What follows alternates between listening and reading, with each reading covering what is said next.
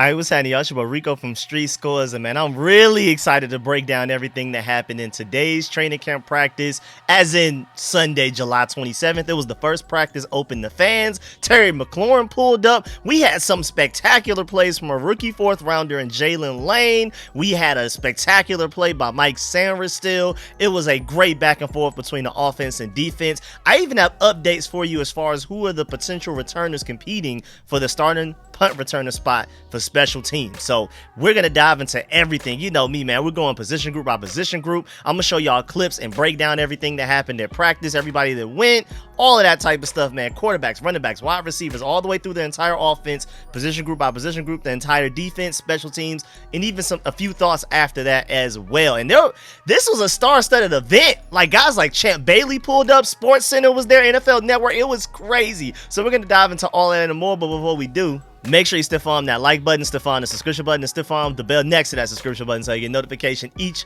and every time I release an informative and opinionated video just like this one. Make sure you stay tuned to all of the content. Appreciate y'all for supporting every video, making it all the way to the end of the videos as well, leaving likes, man. That's real love and support. I'm gonna keep y'all updated on everything Commanders, so stay tuned. Without further ado, let's go ahead and dive into this video right now, man. Let's get it. Adam.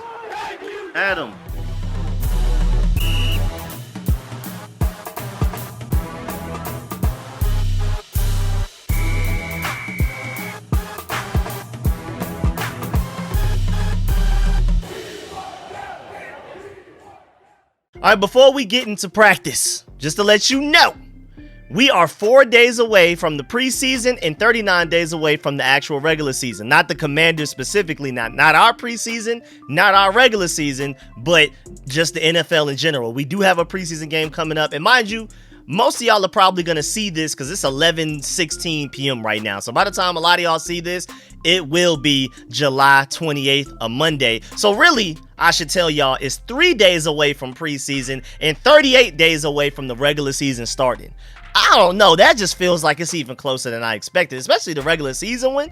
You're telling me we only have like 30-something more days before we're done with training camp and we're in the full swing of the season? I feel like there's still so much to discuss, so many things to figure out. Who's going to win the starting, the sixth spot for the wide receivers? Who's your starting defensive line group, your front four, your front five, or whatever? I feel like we have so many things to learn still, and we're only 30-something days away. That is crazy. We're still waiting for Terry McLaurin to get paid. We play a regular season game in 30-something days. Well, for the Commanders, 40-something days. But either way, let's get into it. Again, the fans pulled up, and as you can see in this picture that Chris Russell uploaded and also said, he said, I haven't seen a line like this on London County Parkway just to get on the Joe Gibbs Drive since at least 2012. What happens when you win 14 games, have a stud quarterback, and a very few open practices? Look at this traffic, man. That is crazy. Shouts out to everybody that got a chance to go. Shouts out to Skylar Nelson. She even uploaded this walk of the line just to get in, like the people standing outside. And it looks so fun too, man. Shouts out to everybody that made sure that they thought ahead. They brought chairs knowing that this line was going to take forever. And that is a crazy line, I'm not going to lie. But shouts out to everybody because I know it was a great time there. That line was well worth it. I was standing in the very back of that line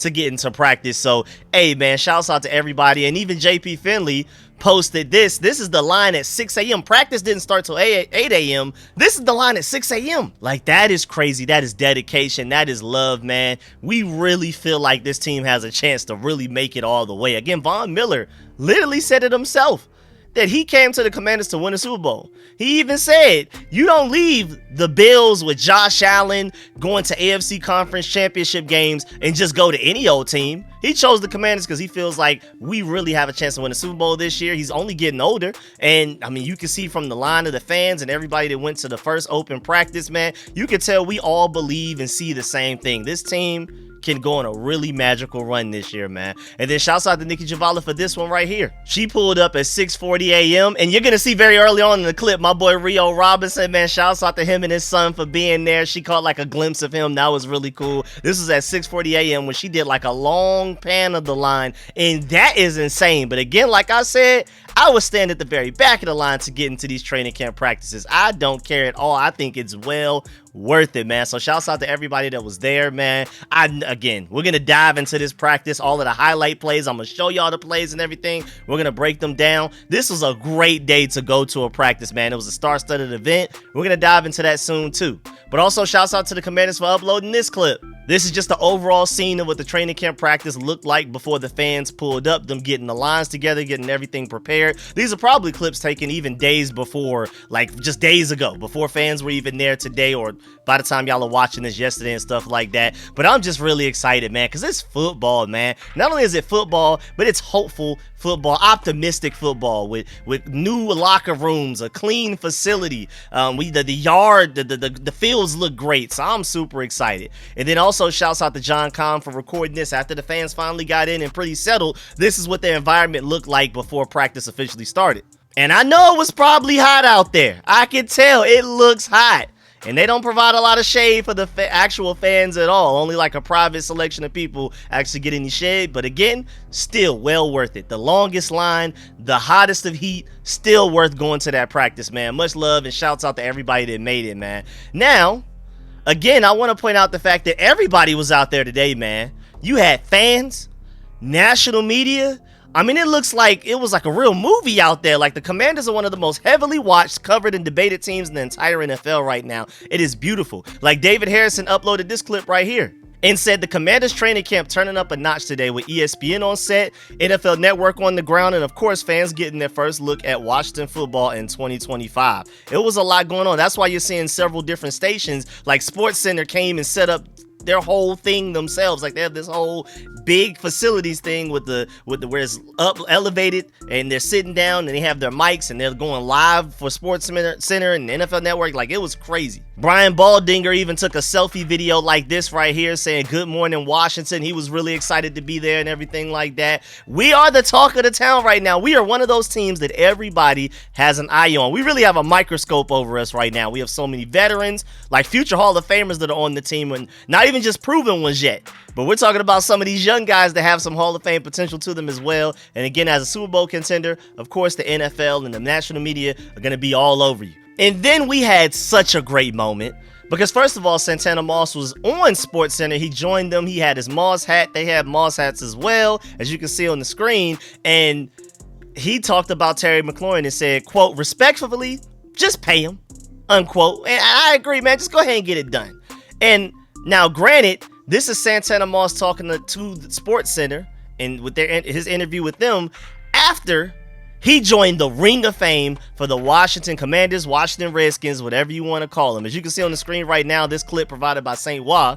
This is everybody pulling up on Santana Moss with their Moss shirts. He had no idea. This was a big surprise for Santana Moss. He had no idea that this was on the way to him, that he was going to join the Ring of Fame or anything like that. He had a live show, of course, with the actual Commanders official YouTube channel and everything like that, with B. Mitch and all of those guys. And then at the end of the live stream, they came and did this. They already had all of the graphics up to Santana Moss inducted to the Ring of Fame. Everybody knew. Everybody was in on it but Santana Moss, and it was such a beautiful moment, man. So now, Washington Commanders even tweeted it themselves officially. Ring of Fame member Santana Moss has a nice ring to it. I see what they did there.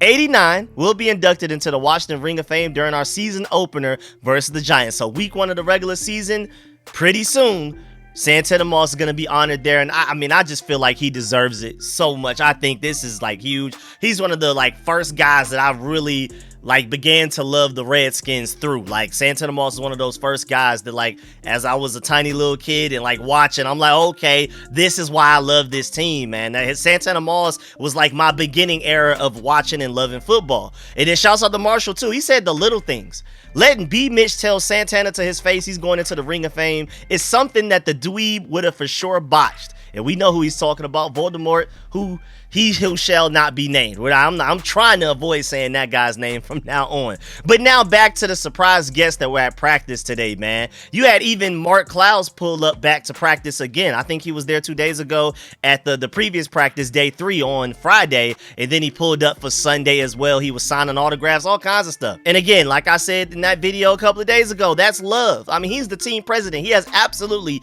nothing to do with the football side. He's purely stadium, business, all of that type of stuff. And for him to be pulling up to practice just shows that he really loves this team. He loves the culture. He loves the people, all of that. For him to just leave his office, to leave his house, and just go watch some football. But I mean, hey, as big as Commanders fans we are, y'all watching this video and me recording it, I would go to every practice that I could. He's not technically like a fan that's not allowed to only go but to so many practices. He can go to whichever ones he want. If I were him, I'd be at every single one. Also, Hall of Fame cornerback Champ Bailey pulled up to the practice as well. He's one of the Redskins greats the team repaired and a severed relationship with in recent years. Shouts out to Josh Harris for coming in and amending a lot of those. Magic Johnson, all of those guys probably helped as well. And you know me, man, Champ Bailey, that's a Georgia dog.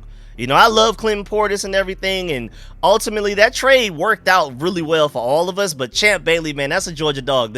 My Redskins, my Washington football team, my Commanders very rarely ever bring in Georgia dogs. Champ Bailey is by far, and it's not even close, the best Georgia dog that the Burgundy and Gold have ever had, at least in my lifetime. And then also, Jason Garrett pulled up to the practice, which is weird because he's done this like multiple times. And I love the fact that when he pulled up, the Commanders fans booed him. And that's what he gets for wearing blue too, Dallas blue, to the practice.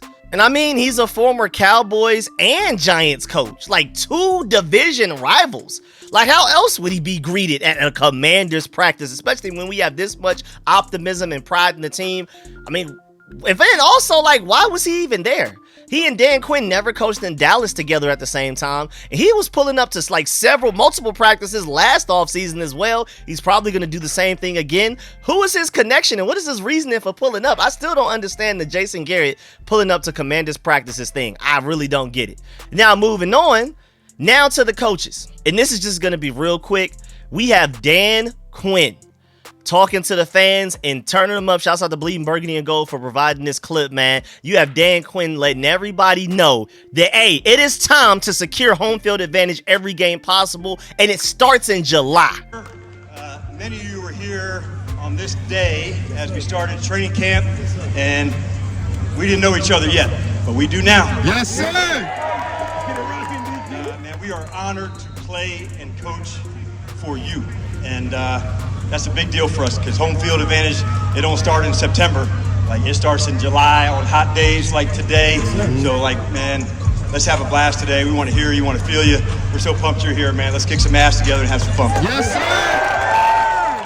And it was like a really long speech too. It was longer than just this recording, this clip that shows you. But man, it was a great speech. It got all of the fans excited about the practice. This was before practice even started. Shouts out to Dan Quinn. He knows how to get the crowd involved. And I agree, man. I love that message that, hey, man, those of y'all that are here at this practice, anybody that's going to see this clip that gets out on the internet, we need y'all to pull up in droves. We need y'all to be as deep as possible. We need to have home field advantage as much as possible. We promise to meet y'all halfway by winning, and we need y'all to meet us halfway by supporting. Let's get it, man. And then also Dan Quinn went on NFL Network. He was talking to Brian Baldinger and the guys, and he said that he talked about all of the attributes that Jaden Daniels brings to the table heading into his second year. His exact quote was, "It's rare," unquote, but it's a whole minute 3 seconds clip that was uploaded by the NFL Network themselves. So you want to go check that out, go to their Twitter and check out Dan Quinn just absolutely loving his franchise quarterback. Speaking of, moving on to quarterback. First of all, shouts out to George Carmi for this comparison right here. Really appreciate the side-by-side that he put right here.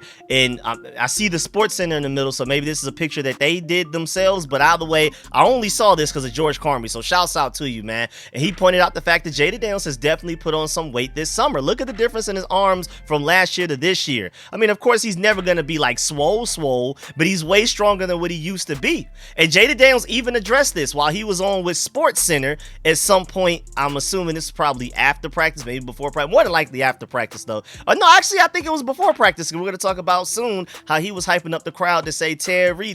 I don't know though. It really doesn't matter whether it was before or after practice, but at some point he was sitting down with Sports Center getting interviewed as if like he was on the set, but it was at the Commanders practice because, again, they had their own entire setup, their own tent and everything with the table. It's crazy. So definitely go check that out. But he talked about bulking up for year 2. He said, quote, "I just know I got stronger naturally over time. That just comes with natural maturity. I'm just a tall, lanky kid. I put on a couple of pounds, put on some muscle, and not everybody's trying to blow it up like I went from 185 to 250. And I love his personality and how he always talks about things. And I mean, he's right too. People are kind of overreacting to it a little bit, but I am happy that he is gaining some muscle. And then he also said, quote, "They're on my team, but you've got Von Miller, Deron Payne, and guys like Frankie Louvo and Bobby Wagner running after you all of the time. I'm glad they don't have to tackle me, but I know I got to go up against some people this year that are probably trying to get after me a little bit, so I got to be able to withstand some of those blows when it comes to taking a hit," unquote. And then also now moving on, that boy Jaden Daniels is something different. Shouts out to Skylar Nelson because she was the first person I saw say, all caps, "Best play of camp so far. Jaden Daniels with a deep corner to wide receiver Jalen Lane with tight coverage from both Mike Sanverstill and Quan Martin."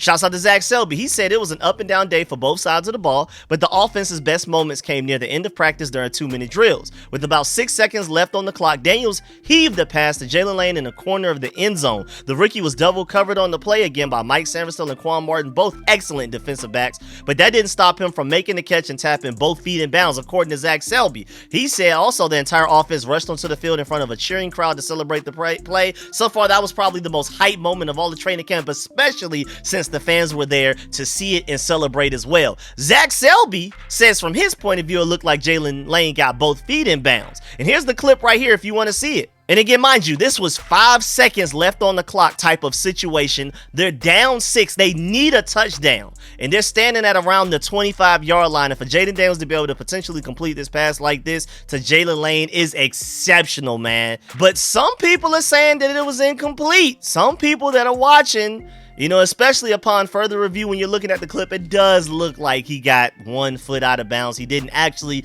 technically complete the ball. David Harrison said 3 things.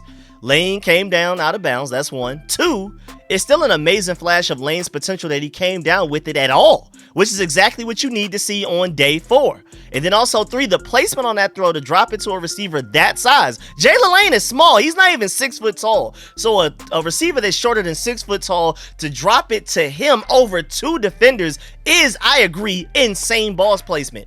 Great catch from Jalen Lane, but an even better throw by Jaden Daniels, to be completely honest with you. Rio Robinson agrees. He said ball placement from the gods. 5 is different. Shouts out to my boy Rio again. He was at the practice, so he saw it live in person. So if anybody knows, he does. And then also shouts out to Chris Russell. He said the catch account. And then right after this, though, Jaden Daniels celebrated quickly and then got over to either console or bust Mike Sanverstill's chops. I can bet you right now, he did not go over there to celebrate or to console Mike Sanverstill to make him feel better about the situation. He definitely went over there to talk trash. Y'all haven't seen Jaden Daniels and Mike Sanverstill talking trash since being drafted together last year. They have a very healthy brother-like relationship where they're always talking trash to each other. Even about like Michigan and LSU, they're always talking crazy. And even more confirmation about that, Mike Sanverstill went to the Instagram post that the Commanders put up of the clip that I showed you and simply said incomplete. Jaden Daniels replied to that comment and said head tap. Oh, that's it. Just nothing but head tap. I love the trash talk right there. The fact that it took place on the field and on the internet, man. Thank you, Jaden Daniels, for being who you are. And shouts out to Mike Sanverstill for having such a fiery personality to where he's like, nah, I'm not going to go. That was incomplete. I had good coverage. That is not my fault. And then I'm just showing you a bunch of clips of Jaden Daniels from the practice today, signing things for fans, going through drills, throwing the ball, all of that type of stuff. And we're going to talk about Jaden Daniels just a little bit more.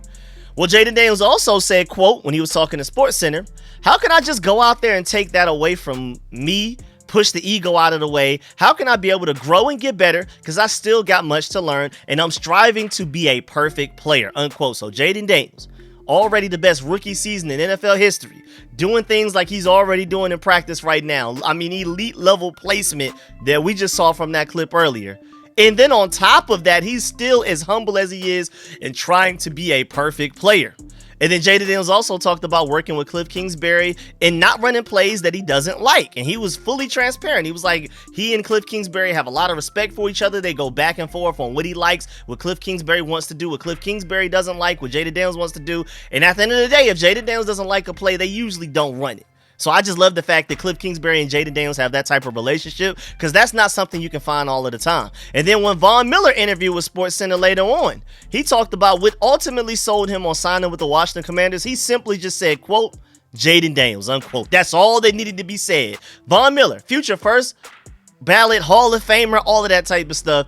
Jaden Daniels is the reason I'm on the Commanders. That's the level of respect that Jaden Daniels commands from his peers on and off the team. Also, Chad Ricardo brought up an interesting point that Jaden Daniels and the offense picked it up late, just like Zach Selby said earlier. They began firing on all cylinders as the practice started to end. The defense kind of got the better of them at times in practice, but at the end, Jaden Daniels and the offense adapted and they got the work. And then he also pointed out the fact that Brian Robinson was looking great today. And he's not the only one to say that. We're going to get into that when we get to the running back soon. But then you also have this play right here of Marcus Mariota. Zach Selby even said Lane's play was the catch of the training camp so far, but a close second came from Michael Strahan minutes later. With Sam Hartman now in at quarterback, the offense had one final shot to get into the end zone as time expired, just like the Jaden Daniels one with Jalen Lane. Hartman launched the ball to Strahan, who leaped over Carlin Vickers and made the touchdown catch. Daniels was the first offensive player to celebrate. You see him in the background of the clip, just as excited as anybody else. I love that.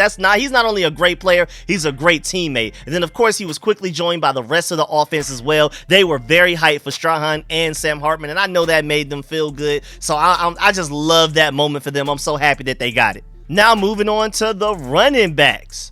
And you already heard a compliment about Brian Robinson from Chad Ricardo. You also have Bleeding Burgundy and Gold, where he tweeted, and again, he was at practice. Him and Rio Robinson both at practice, live in effect, seeing it for themselves. He tweeted, "Stop the presses. Brian Robinson showed some vision today." So Brian Robinson getting multiple compliments from people. It sounds like he's playing like a guy that's on the last year of his deal. He's hungry. He's motivated. Let's ball out. And again, like I've already said, imagine what Brian Robinson's going to do behind a potentially top 5 offensive line in the NFL and a far improved passing game to where people won't be able to load the box as much. And then also Zach Selby pointed out the fact that he really likes Ja'Cory Crosby-Merritt's change of direction and quickness, which, I mean, I've been telling y'all about even before we drafted him.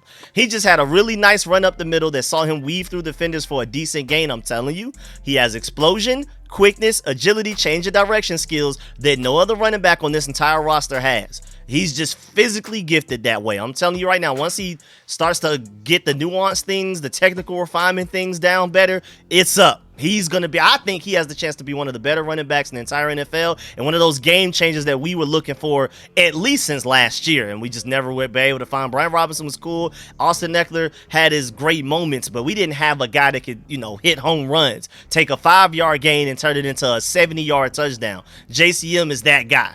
And then also, speaking of Austin Eckler, we have an Austin Eckler update. You know what I'm saying? We haven't typically heard about him. You usually don't hear about the guys that you're sure about. Like, even when Bobby Wagner makes good plays, we typically don't hear about it. People don't normally tweet about those things. You just kind of expect it. Jaden Daniels is probably the only certified veteran that we consistently hear great things about because he's the quarterback. Everybody else, I'm pretty sure Austin Eckler's been making plays all offseason, but this is the first time I've literally, since including voluntary OTAs, mandatory minicamps, that I remember hearing anything of Austin Eckler. And we're at day 4 of training camp. But Linnell Willingham said, nice job by Jaden Daniels finding Austin Eckler underneath for a big gain. So he kind of took what the defense gave him. Austin Eckler found a soft spot underneath and was able to get a big gain out of it. Now moving on to the wide receivers. And of course we have to talk about Terry McLaurin real quick and just kind of break down some things. I'm going to do a whole separate video of Terry McLaurin pulling up the practice and what he said and what the players on the team said, like Jaden Daniels, Bobby Wagner, how they feel about it, Dan Quinn, all of those guys. I'm going to do a breakdown on that in a separate video at some point, hopefully sometime, maybe tomorrow, we'll see. But either way, Josh Taylor said that he saw Terry McLaurin on the field with his agent Buddy Baker, and that's the source of a lot of our problems right now. That Buddy Baker guy, I think he's the reason that Terry McLaurin's holding out for more money, and I guess Terry McLaurin's just going along with it. I really feel like, hey man, if Buddy Baker was out of the picture, we'd probably be in a better spot. But that's kind of weird for the agent to be there unless they're definitely going to talk contracts, because why would the agent need to pull up? He could just call Adam Peters. He doesn't have to be there when Terry McLaurin's just going to stand on the sideline and sign autographs. So I thought that was really weird. I haven't seen anybody else say that the agent was there, but Josh Taylor said that he was there, so I thought that was really interesting. Then shouts out to Natalie Spalla for uploading this clip. And she said, Terry, Terry, Terry. It was only a matter of time before the chants broke out. Terry, Terry, Terry, Terry, Terry, Terry, Terry, Terry, Terry, Terry, Terry, Terry. And Chris Russell posted this clip saying, a man of the Commanders fans. I mean, this guy is clearly loved, man.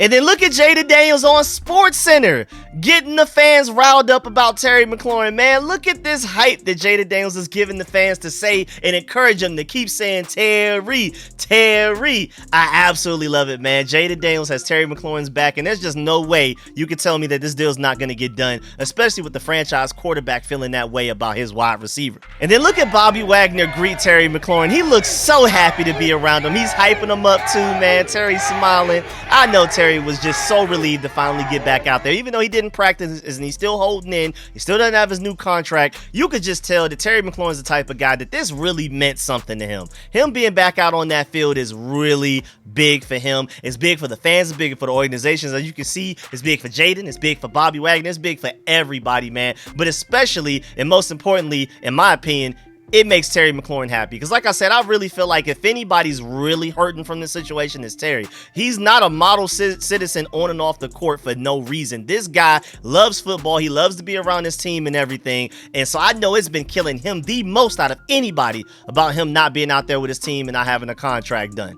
And then also, shouts out to Denton Day. He said having Terry report, then make a grand entrance in front of the fans was a massive W in the PR department for McLaurin and his team. It may not necessarily push Adam Peters to give him more money necessarily, but it only helps.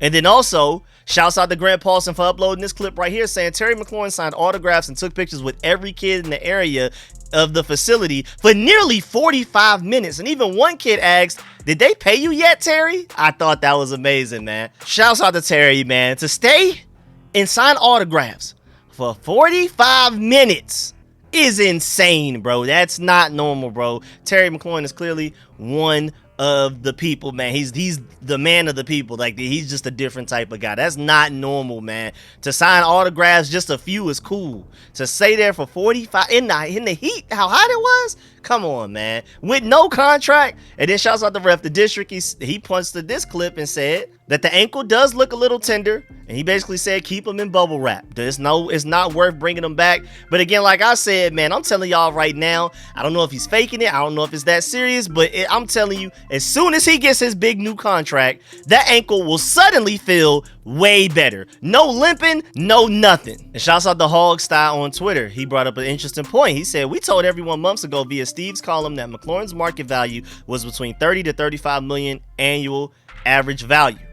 And the issues are probably 1, how much guaranteed, 2, when it becomes guaranteed, and 3, the length of the contract. The team probably doesn't want to have a huge cap hit for a 35-year-old, and I don't blame them. I wouldn't either. I can see both sides of everything. And also, I wanted to update y'all on this because I did a full video breaking down how Terry McLaurin more than likely pulled up so he can stop getting fined. Shouts out to Nicky Javala for pointing out the fact that he missed 3 days of mandatory minicamp. So that's also $105,000 worth of fines. He missed 4 days of training camp, 3 practices, and report day. That's a total of $200,000 fines. But also, he lost his workout bonus, which is $500,000. So ultimately, it rounded up to $805,000 that he missed out on. But technically, he missed exactly $804,768 from everything that just went down. Nearly $1 million already, and it was only going to increase $50,000 more a day that he kept missing.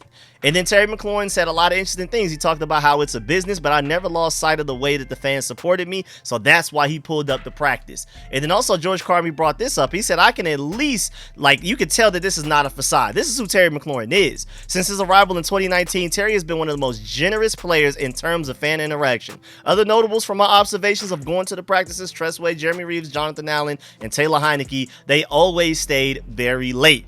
And then George Carmi also said, though, I'm seeing a lot of that today. I don't get it. This is how the game works. If he comes out and gets injured, he loses millions of dollars in generational wealth. This is typical NFL practice, and he's handling better than most players around the league. I completely agree. A lot of people are calling him a diva and everything like that. It could be way worse. Now moving on to what the receivers that actually practice did in the day 4 of the training camp practice. Of course, Jalen Lane was the recipient and the one that caught the pass that was arguably the catch of all of training camp so far. He caught the ball over 2 defenders in the back of the end zone during the last team period. Already break down everything that happened. It was a great catch from Jalen Lane. I mean, an elite throw from Jaden Daniels, but also still a great catch from the 4th round rookie that, admittingly, he hasn't necessarily been having the most solid camp so far.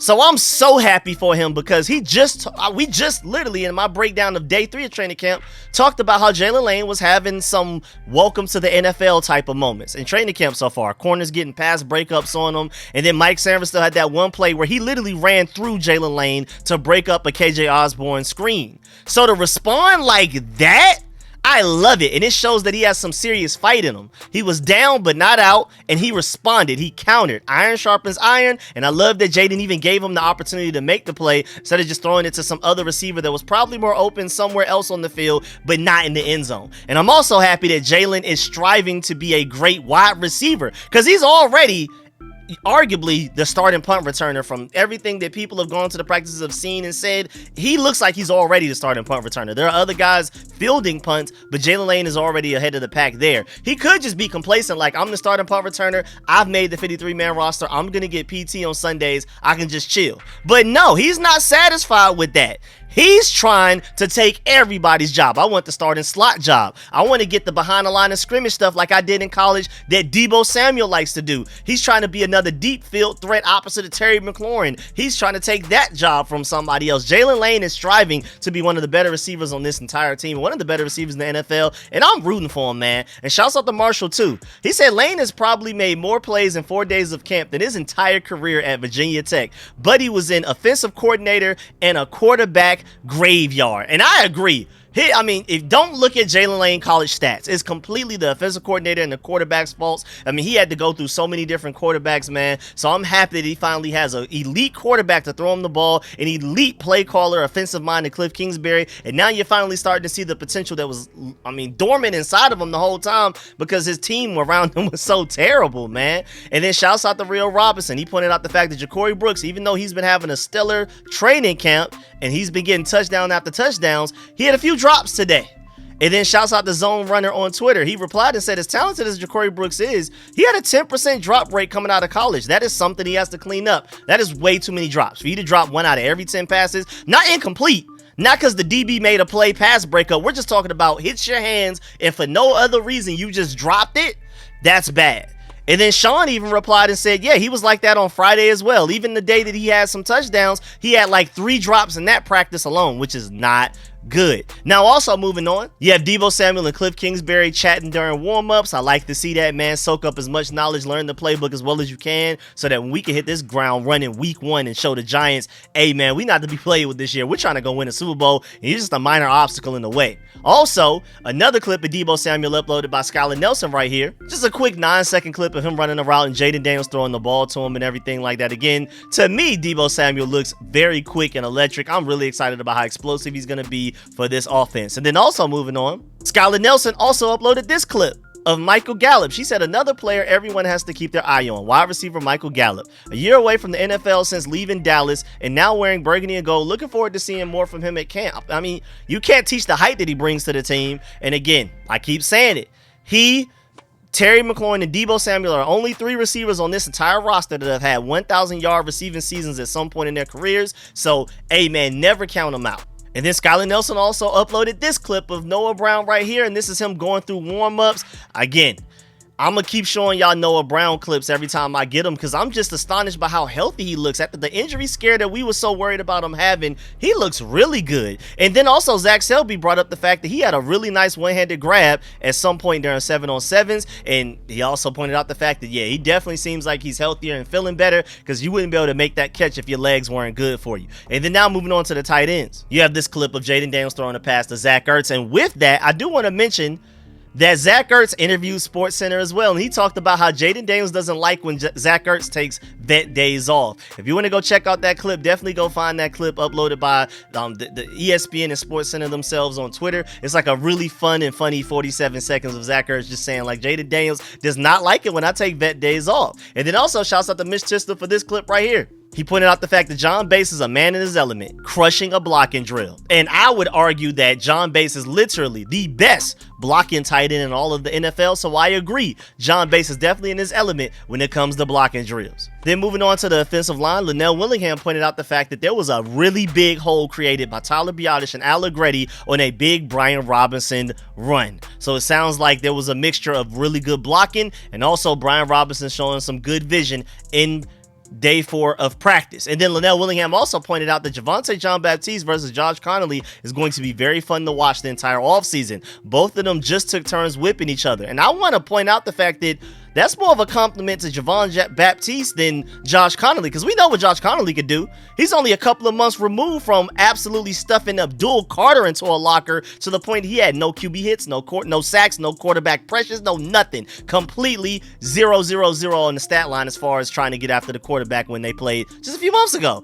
And then we've also heard that he's had good reps against Von Miller, who statistically was still a top 5 edge rusher, at least pass rushing wise, efficiency wise on a per snap basis. Just last year, that Von Miller, Josh Connolly has been blocking well against him in training camp so far. So for Javonte Jean-Baptiste to have good plays against that guy, even though he's a rookie, and he still hasn't technically earned the starting role over Andrew Wiley yet, that guy must be doing something right. There must be something going on with Javonte Jean-Baptiste for him to be getting the better of Josh Connolly, even occasionally right now. And that's why I love the fact that like Josh Connolly is that good. Even though he's a rookie, I feel like if somebody's beating him in a rep, that means that guy is just that good. More so than Josh Connolly had a bad rep. Now moving on to the defensive side of the ball, starting with the defensive line. And shouts out to Bowie TV Sports for uploading these clips right here.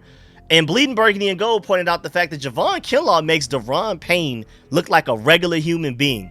Let that sink in. No, really, like actually think about that. Daron Payne is huge. Javon Kinlaw makes Daron Payne look small. That is incredible, man. I agree, and that is absolutely insane. And then also Natalie Spalla interviewed Javon Kinlaw after practice. And she also tweeted with the clip that some are saying Kinlaw would still be signing autographs right now if security hadn't stepped in. The city loves seeing their guy back home. People literally kept pulling up to ask for autographs from Javon Kinlaw while Natalie Spalla was trying to interview him. People love him, man. Don't pay attention to what the internet is saying, where a lot of people are doubting that he's going to be good for us. I'm telling you right now, Javon Kinlaw is going to be a force, and a lot of fans see it, and I'm happy that he's seeing the love that he's getting from the Commanders fans.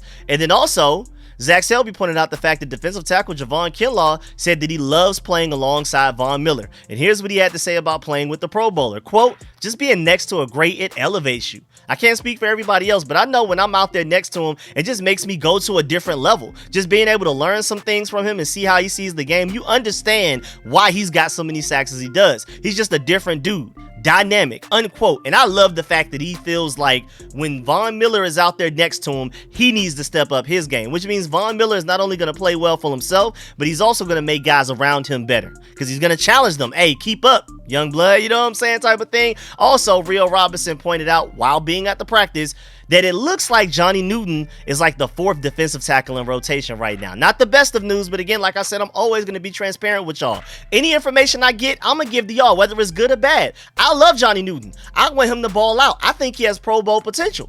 But Rio Robinson said it looks like at practice, he's 4th in defensive tackle rotation. So I don't care if I look crazy saying that this guy's a potential Pro Bowler and he's a backup right now. I don't care. I'm going to give y'all every piece of information that I get as far as these practices. And then moving on to the linebackers just real quick. Skylar Nelson uploaded this quick clip of Frankie Louvu just from today's practice. And that's really all I have for the linebackers right there. So we can go ahead and move on to the corners. And man, it just seems like every one of these training camp breakdowns, we always have something great to talk about the corners, especially the last couple of practices. They're one of the most exciting groups to talk about. And look at this, Mike Sanverstill's 2nd interception of training camp. That is now 2 days in a row of Mike Sanverstill getting interceptions in these training camp practices, man. I mean, to catch this ball like this is absolutely insane. Zach Selby even said Mike Sanford just keeps making plays. Daniels aired out a deep shot intended for Jalen Lane near the beginning of practice, but the pass was tipped and fell into Sanford's hands. Now, I do want to point out the fact that this was not a bad throw necessarily from Jaden Daniels. The pass was tipped, and then Mike Sanford just did a great job of corralling the ball with an amazing catch. But I also want to point out the fact that, okay, so now when you step back and think about it from a macro perspective from the beginning to end of practice, he got Jaden Daniels tried to target Jalen Lane at some point earlier in practice, got intercepted. Later on, last play of the day, he still tries to throw it to him double covered, and Jalen Lane comes down with the ball. That is trust that Jaden Daniels has in Jalen Lane already. He must be doing something right to gain that trust. So I think that's a compliment to Jalen Lane as well. But of course, we can't just ignore the fact that Mike Sanford still had that insane interception against Jaden Daniels, man. I mean, look at these pictures, especially that first one. That first one makes zero sense, man. He is different. And also shouts out to Denton Day on Twitter. He brings up a great point. He said a cornerback with no gloves, Mikey is locked in. I mean, think about that. He is a cornerback not wearing gloves. That's how good his hands are. He doesn't need gloves to intercept the ball. He'll do it with none of them. I thought that was a really interesting point. It's similar to how we were so proud of Jaden Daniels not needing the play sheet on his arm like other quarterbacks like Caleb Williams and stuff like that. Mike Sanford still doesn't use gloves, man. And shouts out to the Weekly Audible. He said Frozone has found his super suit, because you know his nickname is Frozone. It sounds like, you know, from The Incredibles, it sounds like he found his super suit with that interception right there, man. And then of course, again, you have Mike Sanford still not playing. Just like I mentioned earlier, he said incomplete, but that wasn't his only comment. He said great ball 5. He gave him credit. Then he also said 1 foot in. And then, of course, he had the incomplete comment that we talked about earlier that Jaden Daniels replied to and said head tap. So I thought that was funny. But shouts out to George Carmi. He says, sounds like Sanford still is having a strong start to camp. 2 consecutive days with interceptions. Let's get it. Then next up, Zach Selby said that Carlin Vigors had a really good pass breakup against Michael Gallup. Of course, he was the one that got mossed by Michael Strahan. That was arguably the second best catch of the entire camp practice in day 4. But then he also had a pass breakup against Gallup. So shouts out to him. He also said it would have been a nice sideline grab by Gallup before Vigors knocked it away. So it was a good throw, good catch. Vigors just made a play. That's what I'm talking about. Then also Bleeding Burgundy and Gold tweeted at some point during the practice, why is Trey Amos my 3rd favorite player on the entire team already? And then Linnell Willingham retweeted and said aura. And then of course Bleeding Burgundy and Gold agreed. I agree as well, man. I absolutely agree. Tre'Davious Amos, man, he is already one of my favorite players on the team. Once I saw him with the grill, he already skyrocketed it up. And then now we're seeing the plays that he's making throughout training camp. He's up there. And then also shouts out to @Washington today on Twitter. He said, if Marshall Lattimore gets right this year, watch out. That secondary is actually going to be pretty insane. And even to that point, going back to Bleeding Burgundy and Gold, he said, my biggest takeaway from practice today is that Washington will have a top 5 cornerback group this season out of the entire NFL, and I'm right with them. Like I've already said, I feel like the Commanders are at least going to have the best cornerback group in the division, and I agree that they have the potential to be top 5. Now, moving on to the safeties, you have my boy Jamal at Let Maul Tell It. He's the only one that talked about any of the safeties today. This is the only information I could get, but he said that Will Harris strapped the mess out of someone on a 7-on-7s rep, and he doesn't know exactly who it was. He couldn't get the chance to see like the jersey number or the name or anything, but apparently Will Harris is out there making plays. And just to let you know, 7-on-7s are literally designed for the offense to win. So for Will Harris to strap somebody up in that situation, playing 11-on-11s, playing in regular season games is going to be nothing. Now, also special teams wise, Zach Selby gave us an update. As far as all of the guys that are catching punts in practice and competing for the punt return job, you have Jalen Lane, Ja'Cory Brooks, KJ Osborne, and Demetria Felton. But just to let you know, we have already heard, I've heard from several guys that have gone to the practices already, even before the fans were allowed to go to yesterday's practice, day 4, July 27th, as in Sunday. Jalen Lane's pretty much already the starting punt returner. From everything that we've seen, the way that they carry the practices and everything like that, he already looks like the starting punt returner. And then also, before we go, we have a few reviews of the practice from a few people that were there. So you have Jay Daniels MVP. He said, first of all, the cornerback room is legit. The DBs had a good amount of pass breakups and good coverage. He also said Mike Sanford still recorded another interception. He also said the offense with Jaden looked great in no huddle and red zone drills. I love to hear that. He also said QB1 was clutch. When it was time to make plays and you needed them most, That's when he made him. He also said Jalen Lane is going to be special. He caught a pass over 2 defenders in the red zone, the play of the entire camp. Of course, we're already talking about that. He also said the defensive line looked great. Got to the quarterbacks and generated good pressure a lot of the day. That's really noteworthy because, again, I feel like this is potentially going to be a top 5 offensive line, and the defensive line is having good days against them. Watch out. This could end up actually being a really good defense overall because I already told you how I feel about the corners, and I'm really high on the linebackers, especially if Jordan McGee can stay healthy. And then lastly, he said Ja'Cory Brooks had a few drops today, just something to clean up. So he had all of this momentum coming from the first 2 days of practice where he had 3 touchdowns in just 2 days of practice, and then he's been having drops since, but that's something that he had to deal with in college, so this should be no surprise, but it's something he has to work on. And again, I'm rooting for Ja'Cory Brooks, but I gotta be 100% transparent with y'all. And shouts out to Disco, he made a funny joke. He said, folks put Ja'Cory Brooks in the Hall of Fame on Friday. What happened? With a laughing emoji, and he's just making mistakes. It is what it is. And lastly, before we get up out of here, just wanted to show y'all this clip real quick, uploaded by Skylar Nelson, of Jordan McGee and wide receiver Noah Brown signing autographs today after practice as well. Now, they may not have necessarily have done it as long as Terry McLaurin for like 45 plus minutes or something like that, but just some other guys that are doing it. Y'all know I'm rooting for Jordan McGee to take over Bobby Wagner's spot in the future as being like this future Hall of Fame linebacker. He has all of the athleticism. He has all of the tools. He just needs to put it all together. And then Noah Brown, I'm just happy to see him healthy, happy, making plays in practice and signing autographs for the fans and everything. Shouts out to Noah Brown for even being able to walk. I mean, just a couple of months ago, I was worried that he wouldn't even be able to walk by himself to be able to even sign these autographs. So shouts out to him, man. But yeah, man, that's the end of this video. Please get in the comment section. Let me know if everything discussed video. Please still follow that like button, still follow the subscription button, and still follow the bell next to that subscription button so you get notification each and every time I release an informative and opinionated video just like this one. Make sure you stay tuned to all the content. If you made it this far in the video and you're still watching me and hearing me talk, I salute you big time. Really appreciate that, man. Make sure you leave a like on the way out, and of course, let me know in the comment section how you feel about everything discussed in this video. Let me know if you agree or disagree with any of my points. I'm gonna catch y'all later. Appreciate y'all. I'm out.